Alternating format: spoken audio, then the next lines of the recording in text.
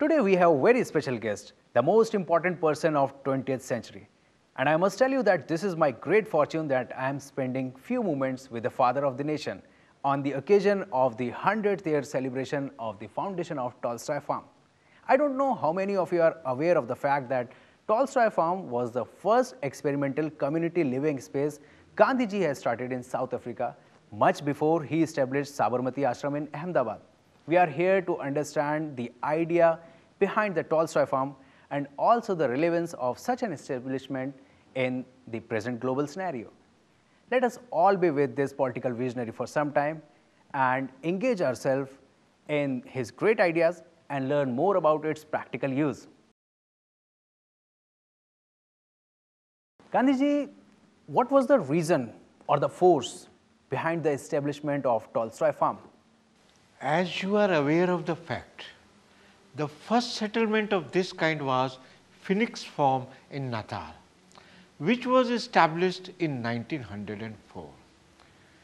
I had come across a book by John Ruskin, Unto the Last, a work that celebrates the virtues of simple life of love, labor, and dignity of human being. But I was not completely involved in the daily running of space because of my engagements and political involvement. During the final phase of the campaign in South Africa, I was in jail for 3 months in 1909, first in Waxrust and then in Pretoria. I read around 30 books in that period, mainly the works of Henry D. Thoreau, Tolstoy, and many books on Hindu religion. It was Tolstoy's writing that impressed me a lot. Sorry to interrupt you, Gandhiji. Could you please recollect which book of Tolstoy inspired you the most? Yes, I understand what you mean. You must be thinking, which novel of Tolstoy inspired me? Unfortunately, it was not any of his novel. It was a book called The Kingdom of God Within You.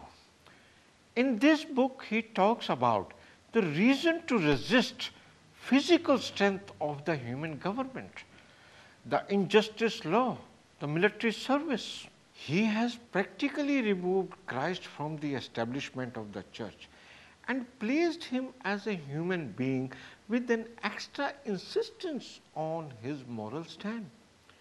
For me, I was trying to understand Hindu religious order and tried to come in terms with moral system which could be devoid of rituals and blind worship. In a way, Tolstoy's book gave you some clues to understand how to function in a political system, keeping one's own religious faith and moral conduct, right? Yes, it is true. But at the same time, I was deeply in search for the understanding of truth in our culture and heritage. I was reading Bhagavad Gita and was deeply absorbed by the chapters that stressed on selfless actions, duty, discipline, and involvement. When I came out of jail, I proceeded for London to present Indian case before British government and then get engaged in plans concerning the formation of Union of South Africa. I talked to many persons, including Colonial Secretary Lord Kew, without knowing whether I will make any success. But when I came back to South Africa, it was very clear that all my efforts were in vain. But more alarming was the passive resistance has slackened during the 5 months that I had been away. Why did it? Did their confidence level go down in your absence? It was a combination of many factors. The Transvaal government had put fear in the heart of Indians by deporting some of them back to India, and it was not freely arresting the Satyagrahis thereby to further their cause as it had done earlier. The morale of Satyagrahis had sagged dangerously low. Barely hundreds of diehards among the Satyagrahi were willing to court arrest. The fact is that many of the Satyagrahis abandoned the campaign before its stated goal had been attained. This made me think that they had to be properly trained in determination necessary for Satyagraha. It also implied a need for the central place where a corporate sense of purpose might be instilled into Satyagrahis and thereby campaign could be revived. I'm sure there might have been many practical difficulties in terms of financial crisis. Satyagrahis were also worried over the plight of their wives and children. True. It was under those circumstances the idea occurred to me to purchase a farm near Johannesburg. I thought the farm would not only meet the expenditure problem, as the residents of the farm would be doing something to earn their living, but would also provide me a communal living which I had been thinking for a long. Could you tell us more about the location and the person behind the investment? Because the center of campaign was Transvaal, the farm had to be near Johannesburg. It was Herman Kallenbach, a Jewish architect friend of mine, who came to help us. He bought a piece of land from town councillor Partridge and placed it on May 30th, 1910 at the disposal of Satyagrahis for as long as the campaign would last. His understanding and openness was really touching. I even mentioned his action as a calculated one to bring East and West nearer in real friendship than any amount of rhetorical writing or speaking. The settlement was called Tolstoy Farm at the suggestion of Kallenbach. When I wrote to Tolstoy, I mentioned it to him. Kallenbach was deeply touched by the writing of Tolstoy. Initially, how many people were there in the farm? Could you also explain us the daily life there?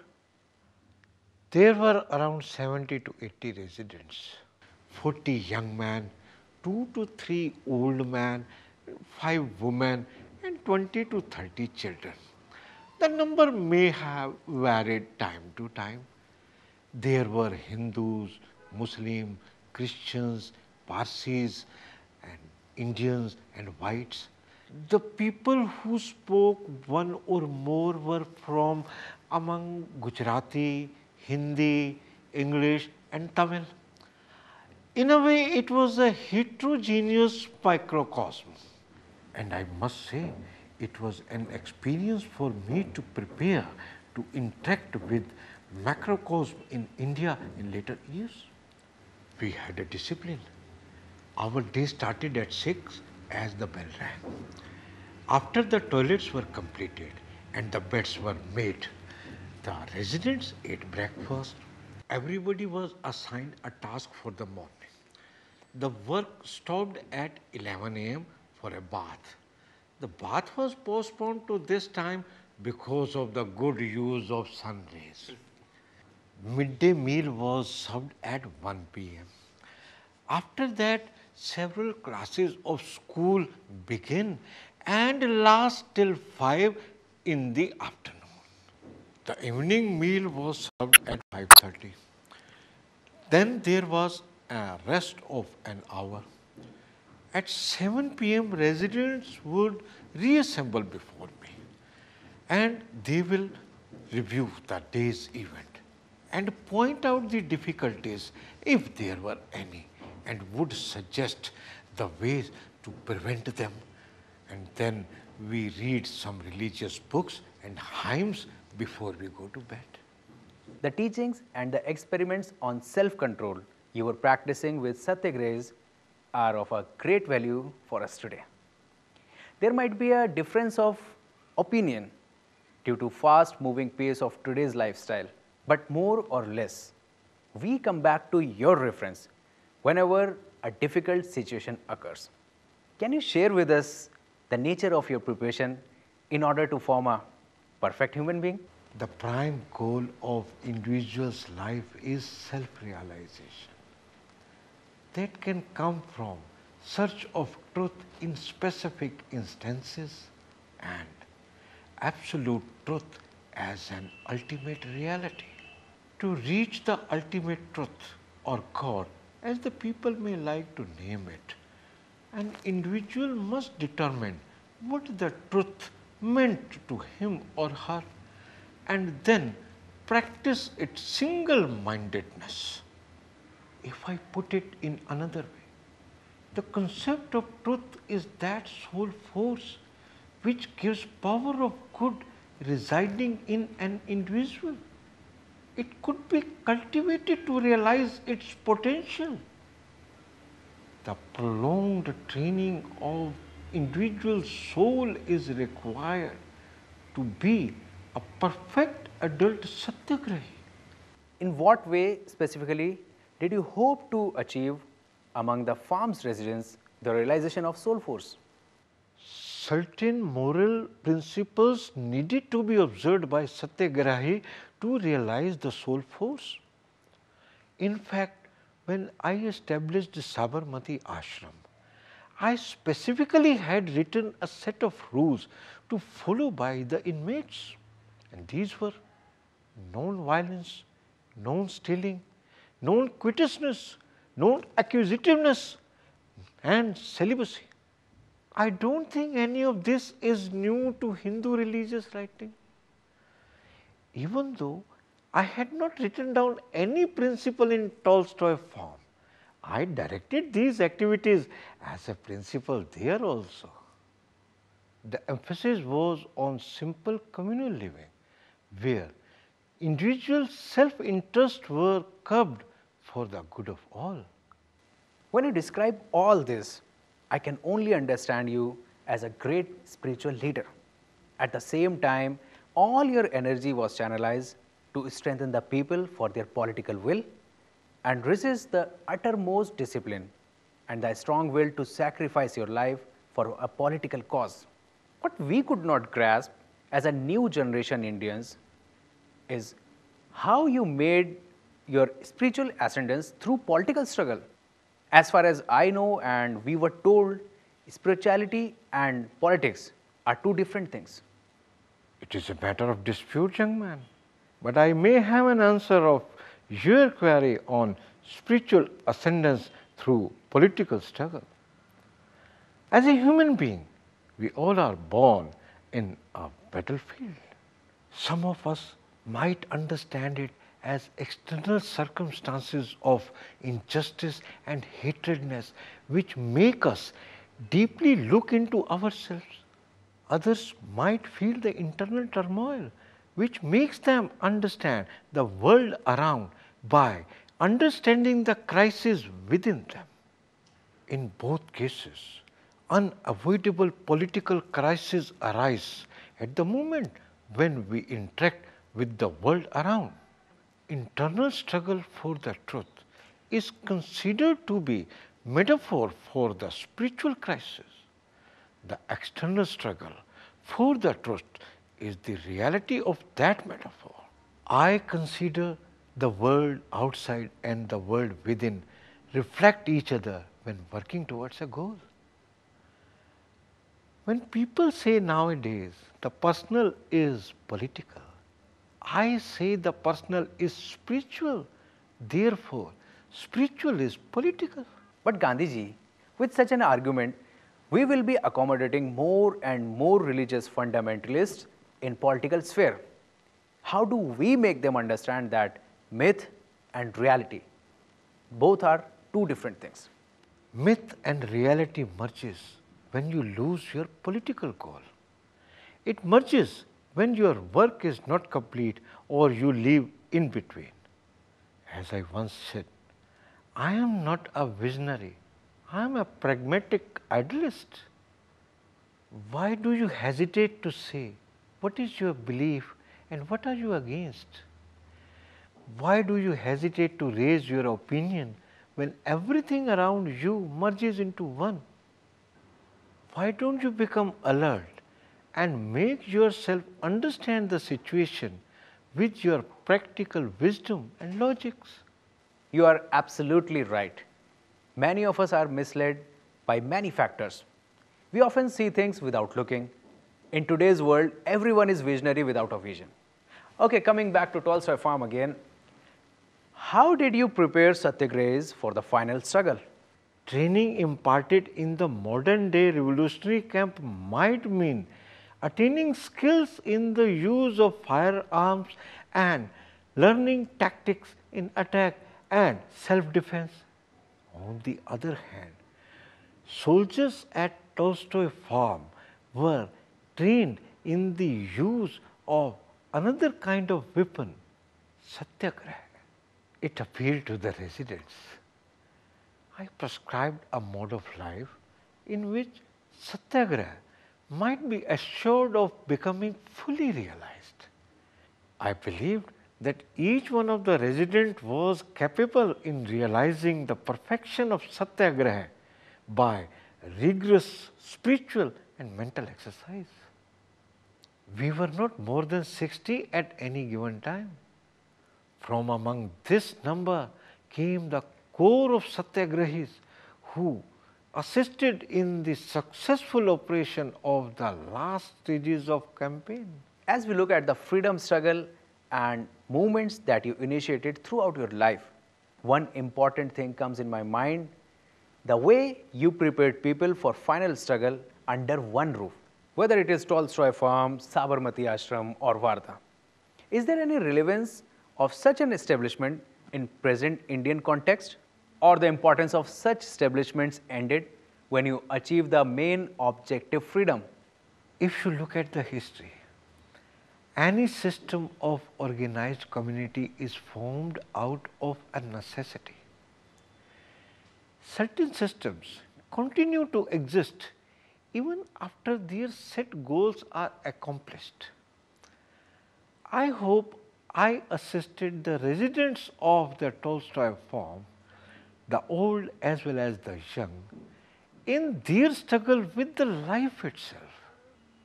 Who can deny universality of benefits to people seeking truth and simplicity, means of tolerance, hard work, discipline and self-reliance? These were the virtues that I hoped to inculcate among the participants of my cooperative commonwealth, a new order. I hoped that would spread to the world. If the present India accommodates and functions on these virtues, then the establishment of this sort is not at all necessary.